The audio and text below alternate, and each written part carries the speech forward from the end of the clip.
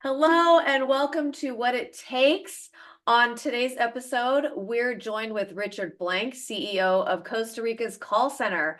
Richard's journey took him from the US to Costa Rica, where he has trained over 10,000 bilingual telemarketers and mastered the art of communication.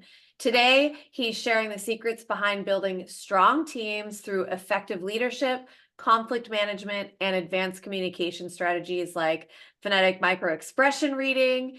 And whether you're running a business or leading a team, I think this conversation is going to be packed with valuable insights. So that being said, welcome, Richard. Thanks for joining the show. Hi, Jamie. I'm so happy to be with you and your audience today. I'm definitely going to share some secrets on what it takes to be a Yes. CEO and go the distance. Yes. Well, let's just go ahead and start with your journey. And I mean, you and I were just talking about weather. I'm still in my tank top weather here in sunny Arizona, but you are in Costa Rica.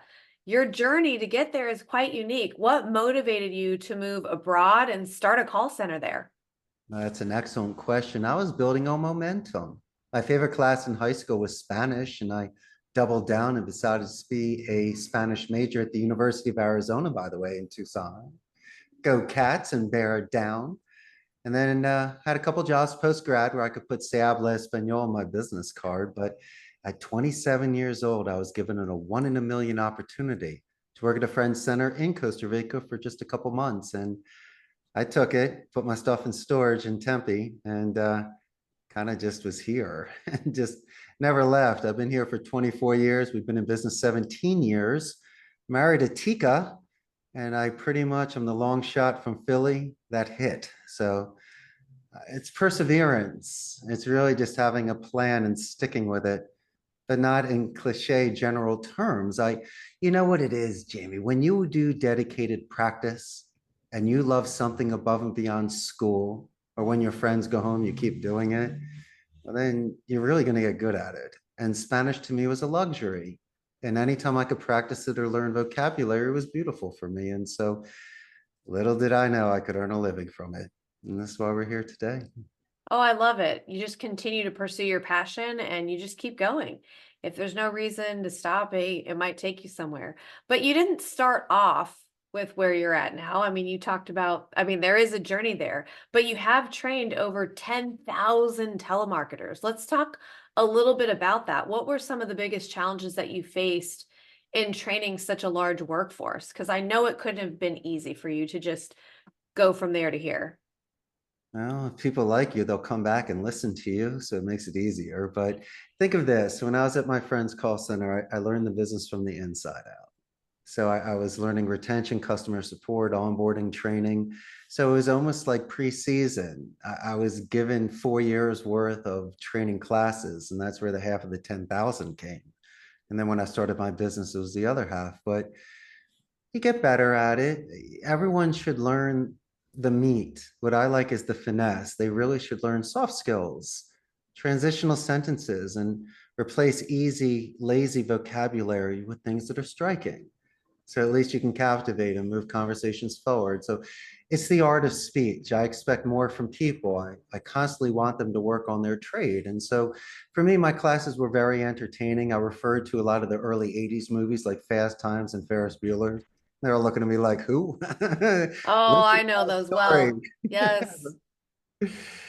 But where I got today, well, I tell you what, slow and steady. When I left my friend's center, I had the knowledge. I didn't have the capital, so I would rent a turnkey station, Jamie, at a blended center, like an internet cafe. So I could just scale accordingly. And I did that for a couple years. And then I rented space. And in my industry, it's very interesting. There is turnover. So I was able to buy Dell computers for a fraction of the cost and used office equipment, which is really nice. And so you're setting up rows accordingly. And I did that for 6 years. And then with the stability of the clients and some capital, I purchased property, put on a third floor, and it happened that way. And so never overextension, never credit or bad partners or desperation.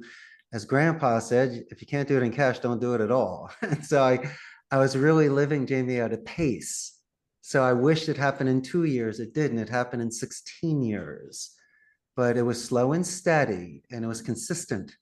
And those are the kind of things you can withstand the wiggles and the setbacks and storms. I think that's one thing that's a standout when I speak to business owners who have been there for, you know, not just a decade, either working on in their second or third decade of doing what they do, and it's consistency. It's that perseverance, consistency, kind of what you started off talking about, but slow and steady, and you do it one step at a time. And it's not until you reach this that you did that, and it's not until you reach that that you did that. And like you said, oh, next thing you know, we're adding a floor and adding this and adding that, but you do it at a pace that is within your means. And I think that's a huge takeaway for business owners. That's what I'm hearing from you. And I also you talked a little bit about the language that you use and liking your classes and people come back to you and they like you. I think there's something more there. I kind of want to go back a little bit to what you said. How has your background in communication and Spanish shaped your approach to training those employees and leading teams? Because I think there's something a little bit more there. Yes, ma'am, there is. And I'm going to give some special sauce. In my classes at the University of Arizona, they would talk about focus groups and controlled studies. And they did things for 5 years, so they got to see patterns. I have seen over 10,000 phone calls and all the disposition reports. So you see certain things and you see it non-visually, it's phonetic. And so for me, what I try to do is readjust tones. And let me give you a couple examples in regards to someone that may be prospecting or contacting companies. Please, yes. We always do a company name spike in the beginning. I would always say, for What It Takes podcast, how are you today? So you have anonymity, but then again, it snaps the gatekeeper out of it. Then they give you a positive reinforcement by saying, who's this? Compared to, we're good, thanks, do not call again, take me off your list, F you. F you, don't curse it, Jamie. And so, no, but you get to test waters. I start with this name spike. Then you're going to ask me my name, and I'm going to say, Jamie, that's an excellent question. My name is Richard Blank, but don't give the name of the company yet. Double dip. Just make sure they ask, well, who is Richard Blank? Gotcha. It's not the ego defense. It reduces, and that's a beautiful 30-second intro. And if you do a really good job of before I get transferred, I'm going to let your boss know that. So it's a positive escalation. So when you call the company back, you get a hero's welcome. That's one thing. Secondly, remove the word help. You should use the thesaurus. Choose words like assist, guide, and lend a hand. It adds wind. People like things like that. And also, there are times you fall on swords. Your dog is barking, your kid is crying, and you got the worst cell connection ever, Jamie. But I'm going to say, hey, Jamie, for my clarification, was it ABC or 1, 2, 3? And so you might make the adjustments knowing that I can't hear you. And so these are just certain soft skills, and military alphabet is great, so emails don't bounce back. Giving tie-down questions, making sure things sounds good, right, Jamie? Or Jamie, makes sense, right? So instead of a 10-minute call, my friend, you got 20, 30-second calls because you're checkpointing it. And it's like the supermarket. You don't want big bags, but I can take a lot of little bags from the guard of the house. And it's just what you want to carry and the weight and how much control you have and turn taking. And it's a beautiful art. And if people are in the now, especially those that are bilingual that are translating during this, what high education, what structure and skill. And so I compliment them for it. I just want to enhance it. And most people don't like telemarketers and have negative experiences. But Jamie, if you can retain a client or get an upsell, or best yet, a referral like your podcast, everyone's talking about it. And even here's the big thing, my friend, the worst case scenario, the exit interview.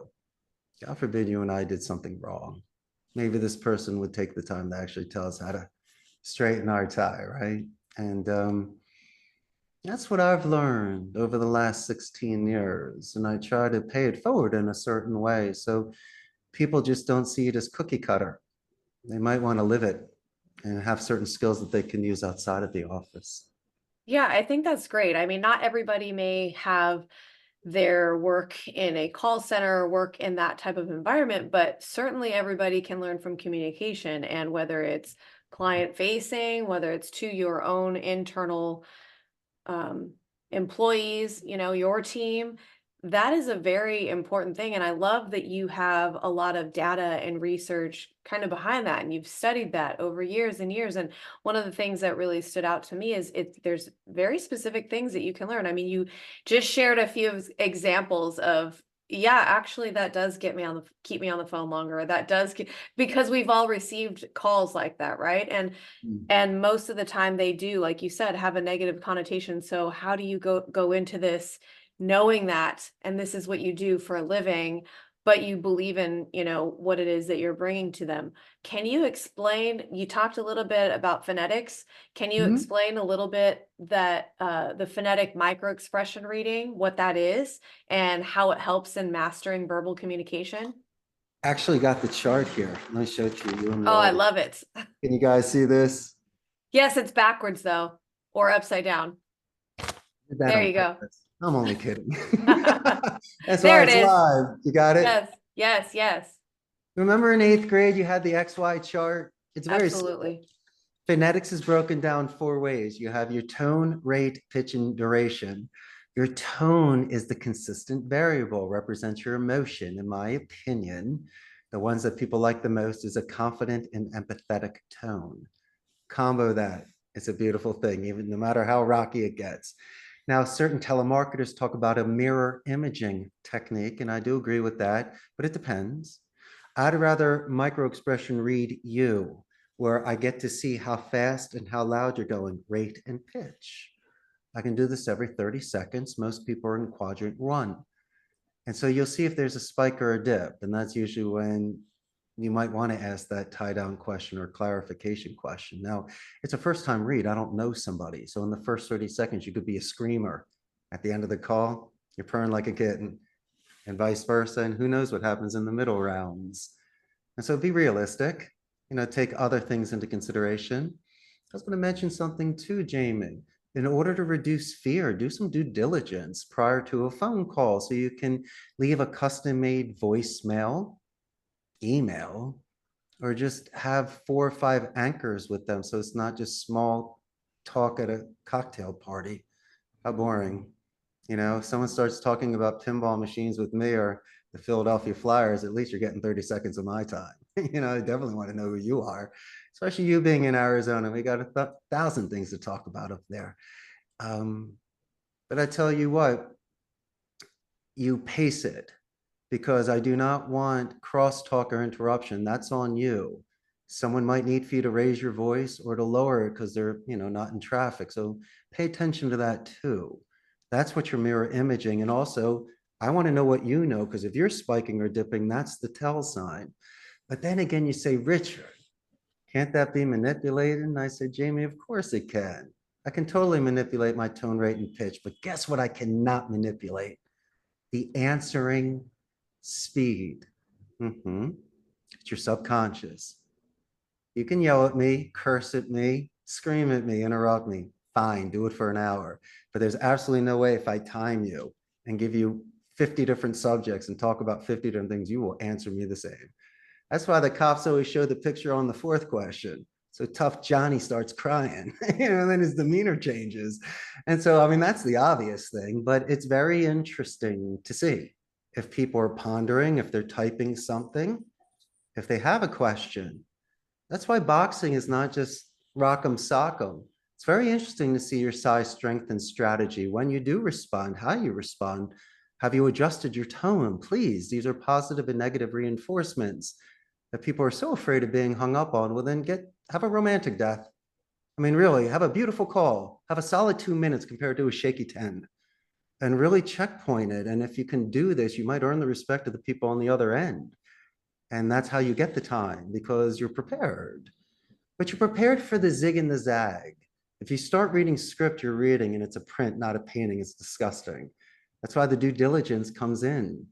You can take a breather for a minute and have a laugh and then really have that foundation so there's no pressure to set that appointment or to make your point. And these are the things that are easier said than done, my good friend. But with Yeah. dedicated practice and with good intentions and studying beautiful speakers that influenced you, if I may make a plug, I used to love Remington Steele and the Face Man from the A-Team. Those are my mentors. So if you want some homework, audience, watch those shows and learn from the masters. But it is a nice gift.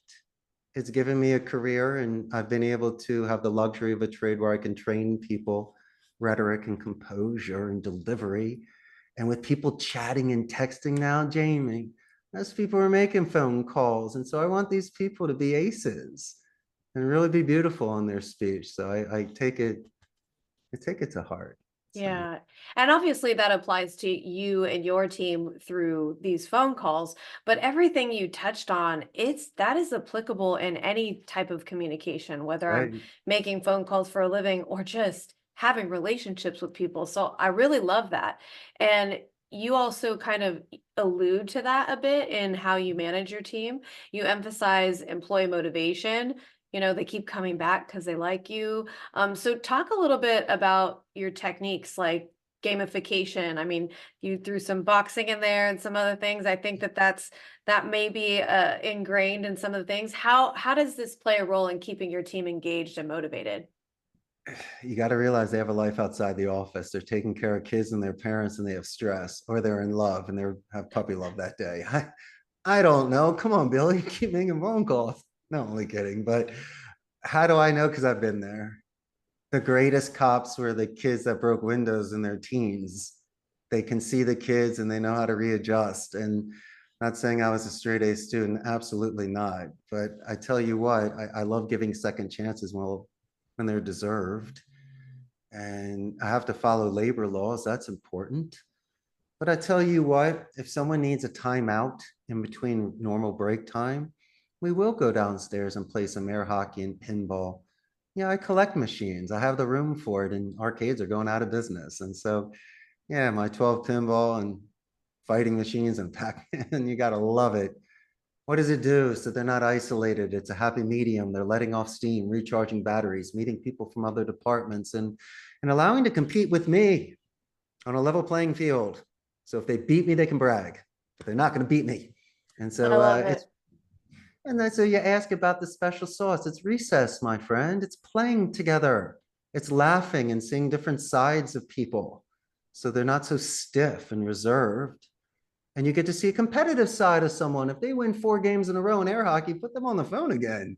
Wait till they start ripping phone. What's up, champ? They're in the greatest mood that day. And so it's a gift that keeps on giving. So they're not on their phone or having a cigarette. They're hanging out. And I like that old school way. I do too, that connection, that real human connection. But with that kind of connection, often and in leadership, you'll see it brings conflicts. So you're forced to have to manage those conflicts. What are Sure. some key conflict management strategies that you've learned over the years? Well, I try to listen as much as possible because I could get the first impression, yo, Jamie's cursing. I'm like, Jamie's cursing because she never curses. I go, something must be going on. So I like to give benefits of the doubt. Come on, what's going on with Jamie today? And so I'll let you gas it out. I don't like scenes, so we can do things privately. And it's not a principal office thing. You decide where you're most comfortable. Do you want to walk around the block or do you want to go to the third floor office? And so you have some coffee, people are there that you care about are sitting with you. If you need to describe it in Spanish first, so it's easier for you, that's great. I'm bilingual and it's your language. So make your point perfectly clear. And we see what we can do. I give a track record into consideration. I'm going to say it again. Life happens. I've seen men twice my size just break down and start crying. And I've seen women that are half my size as bold as a lion, and I couldn't be more proud, and everything in the middle. And so it's a sensitive moment for people. And a lot of the times, Jamie, when they've made themselves so vulnerable and they become embarrassed, or you could use that as leverage against them, and you don't. You realize that you really respected them and they showed you their core. And so if you want to talk about somebody that will be with you for the next 5 years, well, maybe you got them to get it out and they had nowhere else to get it out. And they were losing their mind, and all of a sudden it's you. And sometimes you can't help it. And it depends on how you react to it. And I've always been raised to really respect people's emotions because they'll forget what you say to them, but they'll never forget how you make them feel. I And love that quote. Yes, I, and I, absolutely. and I agree with that 1,000%. Don't quote me on it. I'm quoting the master. Yes, yes. And so when I see people at their weakness, you really could twist the knife and you really could kick dirt and you could fire them. Fire them, Jamie. Absolutely not. Don't you dare. And so I always take those into consideration. Now, on the other hand, if there's shenanigans or someone's smoking during lunch and comes back like Cheech and Chong, I can't have that. Or if they're not making their phone calls, or they're a cancer, or they're disruptive, they get the legal warnings, but then there's a point of where I just can't hit the ball and drag the kid anymore. And so I see such wasted potential. I see That's people that have the ability, they just don't have the focus. that's really great. And I think having that discernment between accountability and knowing when it's appropriate to hold them accountable or respectfully part ways, and when it's some life happens and this isn't just a something that, they proactively do all the time and this is who they are. This is something that happened to them. And what I'm kind of taking away from you is being a safe space for them to come and bring whatever it is that's going on and kind of just help them to work through that, because what you get back from that is exponentially more, if you work through it together and they have that safe space to, like you said, just get it out Yeah, but and work through it. Jamie, realistically, out of 100 people, how many would actually come to me like that? It's very low. But I tell you what, you are right. If I do something with one out of the 100, they might tell the other 99. So if they don't want to come to me, at least they know that someone has that compassion and empathy towards them. And I think being a good leader is knowing the difference between when to do it and when not, when it's appropriate to do it and when not.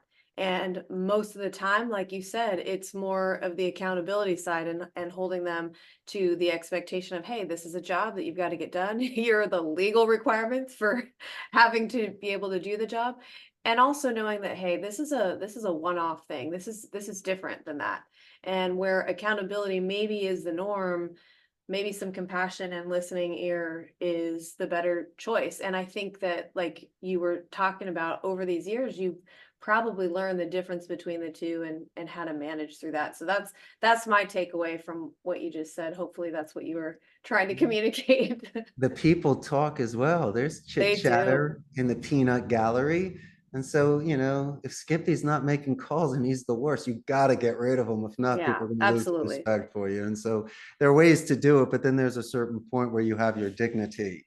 And Yeah. this place has it's sanctity for me. I need this energy here, and I just don't want energy suckers. That's all. Yes, no energy suckers. Well, on that note, this podcast is called What It Takes. So, Yeah. all of your experience and your learning, what does it take? What does it take to run your business?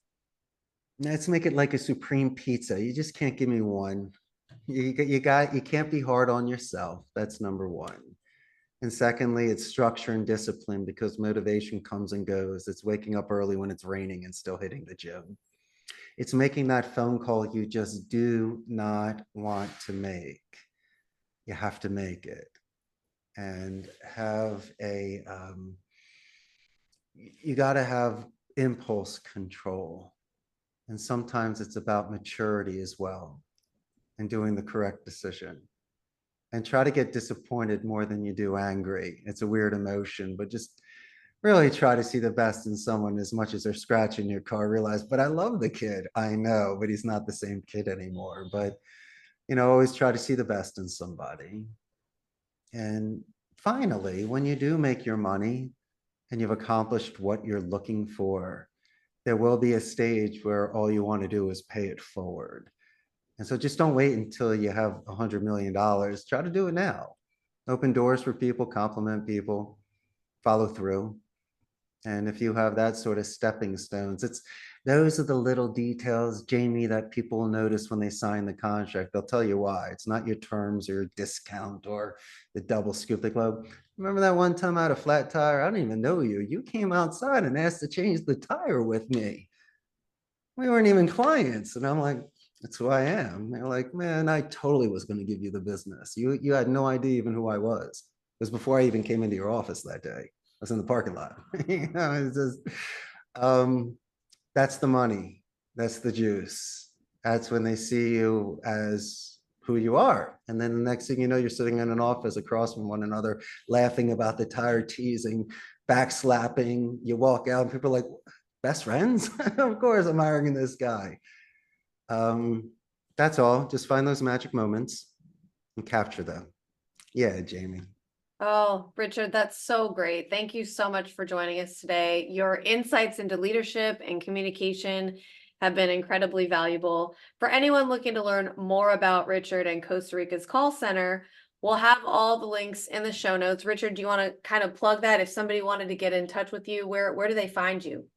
Costa Rica's callcenter.com, or if you want to just put in pinball machines Costa Rica, you'll definitely find me in my beautiful collection.